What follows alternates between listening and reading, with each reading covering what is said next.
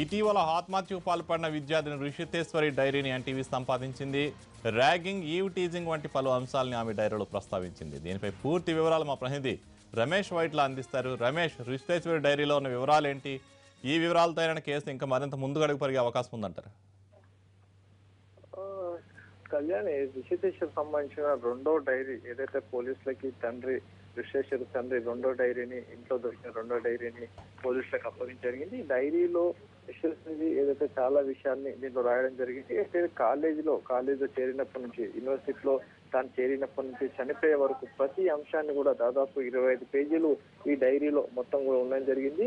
దీంట్లో ప్రధానంగా ఏదైతే కాలేజీలో చేరినప్పటి నుంచి, తర్వాత కాలేజీలో తాను ర్యాగింగ్ కి ఏ విధంగా గురయ్యాను, ఎవరెవరు ర్యాగింగ్ గురించి చేశారు, తర్వాత తనను లవ్ పేరుతోటి ప్రపోజ్ చేసి ఎవరో ప్రపోజ్ చేశారు, ఏ విధంగా ఇబ్బందులు పెట్టారు, అనీషా అనే ఒక విద్యార్థిని తను ఏ విధంగా ఇబ్బంది పెట్టింది అన్న విషయాన్ని, ప్రతి విషయాన్ని కూడా కులంకుషంగా మొత్తంగా రాయడం జరిగింది. మొత్తం 25 పేజీలున్న ఈ డైరీలో చాలా విషయాన్ని కూడా పేర్కోవడం జరిగింది. అంతేకాకుండా ఫ్రెషర్స్ పార్టీ తోటి ఆ రోజు ఏం జరిగిందన్న విషయాన్ని మొత్తం 6 పేజీల్లో ఈ రిజిస్ట్రేషన్ రాయడం జరిగింది. దీంట్లో 6 పేజీలు కూడా ఆ రోజు హాయిలాండ్ లో ఏదైతే పార్టీ కోసం వెళ్ళినప్పటి నుంచి తిరిగి వచ్చే వరకు ఏమేమి జరిగింది అన్న విషయాన్ని, ప్రతి విషయాన్ని కూడా ఈ డైరీలో పేర్కోవడం జరిగింది. అంతేకాకుండా అక్కడ జై చరణ్ తో పాటుగా శ్రీనివాస్, మరికొంతమంది విద్యార్థులు ఏ విధంగా తన పట్ల వ్యవహరించారు, తనను లవ్ పేరుతోటి కావచ్చు, లేకుంటే తన పట్ల అసభ్యంగా ఏ విధంగా వ్యవహరించారు, తనను ఇబ్బందులు ఏ విధంగా పెట్టారు అన్న విషయాన్ని కూడా రుషితేశ్వరి డైరీలో పేర్కోవడం జరిగింది. అయితే ఈ కేసు సంబంధించి పూర్తిగా మరికొన్ని విషయాలు, లోతైన విషయాలు ఇందులో ఉన్న నేపథ్యంలో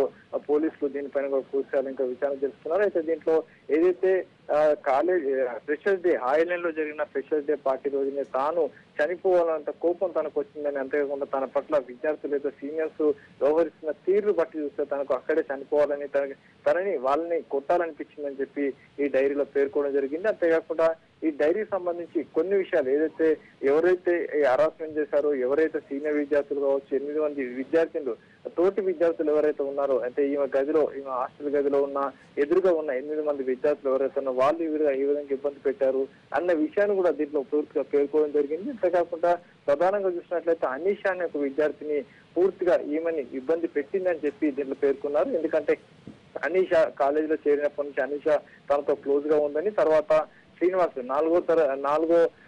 4th ఇయర్ స్టూడెంట్ అయిన శ్రీనివాస్ తో మాట్లాడాలని చెప్పి, అతనితో లవ్ ప్రపోజ్ కి ఓకే చెప్పాలని చెప్పి అతనితో ఎప్పటికప్పుడు మాట్లాడుతున్నా అని చెప్పి, అతనితో సెల్ ఫోన్ లో సంభాషించాలని, అతని మెసేజ్కి రిసీవ్ చేసుకుని అతనికి ఆన్సర్ చేయాలని చెప్పి, ఇలా పదువిలాగా కూడా అనీషా తనని ఇబ్బంది పెట్టిందని చెప్పి ఇందులో పేర్కొంది. అంతేకాకుండా కొంతమంది విద్యార్థులు ఏదో తనతోటి ఫ్రెండ్లీగా ఉన్న కొంతమంది విద్యార్థులు తాను చాలా సార్లు సేవ్ చేశారు. అంతేకాకుండా ప్రధానంగా అక్కడ ఉన్న కొంతమంది సార్లు కావచ్చు, మిగతా వాళ్ళు కావచ్చు, తను పూర్తిగా సేవ్ చేశారు.